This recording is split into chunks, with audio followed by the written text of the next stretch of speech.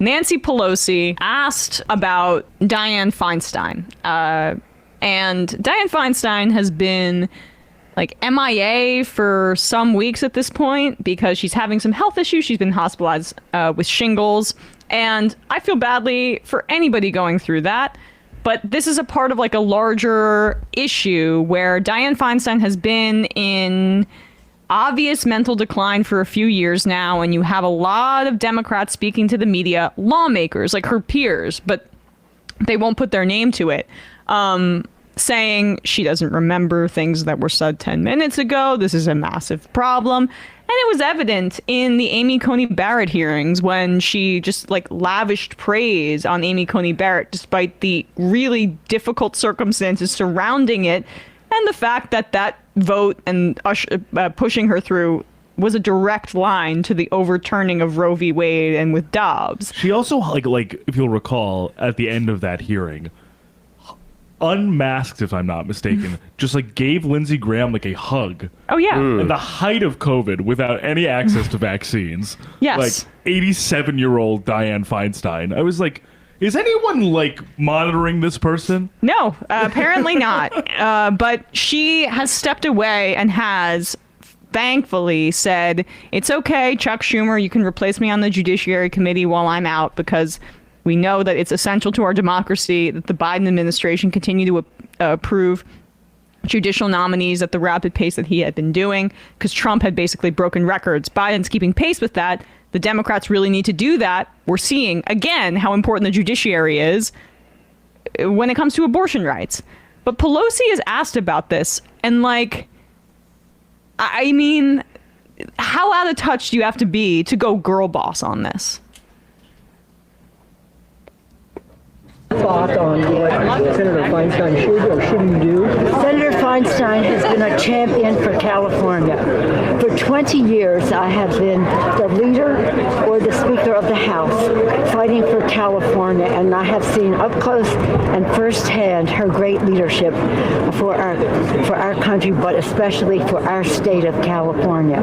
She deserves the respect to get well and be back on duty, and it's interesting to me. I don't know what political agendas are at work that are going after Senator Feinstein in that way. I've never seen them go after a man who was sick in the Senate in that way. Right, because I don't remember anybody being critical of John Fetterman. Just, I don't know, maybe yesterday? Never happened. Maybe every day since October of 2022? Also, notable 83-year-old Nancy Pelosi there speaking as well. I mean, nothing to see here. We're fine. Chuck Grassley tweets about like pigeons in his front yard in all caps on his senatorial account. Like, he also...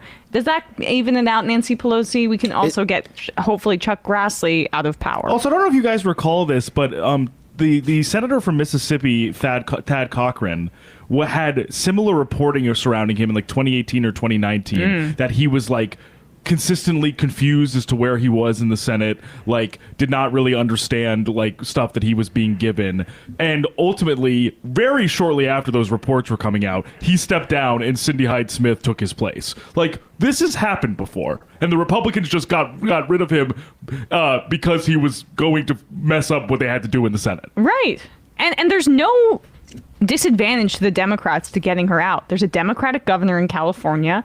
Anyone who's appointed in the interim will be a Democrat. There's nothing here that is like risky, except for the fact that, you know, she's in serious decline. Go ahead. It makes it harder to personally enrich yourself, though, if you're no longer in that position. That's true. And I think that, you know, despite the many flaws of the Republican Party, though a lot of their, you know, Congress people and lower level, you know, flunkies are always like trying to use their position to enrich themselves, they do have more of a cohesive plan for how to destroy our country than the Democrats have for how to protect it, because they find themselves very often more beholden to the idea of like, well, I'm leaving a legacy here. And if that legacy is not strategic in the way that we insist our voters need to be, so like our voters need to always be voting for Democrats because in the future that is what's going to protect democracy. But our Democratic Party does not share that burden of trying to, move pieces around behind the scenes, like get Supreme Court justices out there before they end up dying under a Republican president, removing people like Dianne Feinstein before she completely devalues her own position. That's not something that we can ask of them. Only they can ask that of us. Which, I think it's becoming more and more clear to the electorate that they just, the most important thing is not to ensure our aging gerontocracy is a mixed gender one, but to make sure that we have people who can represent us a little bit more accurately.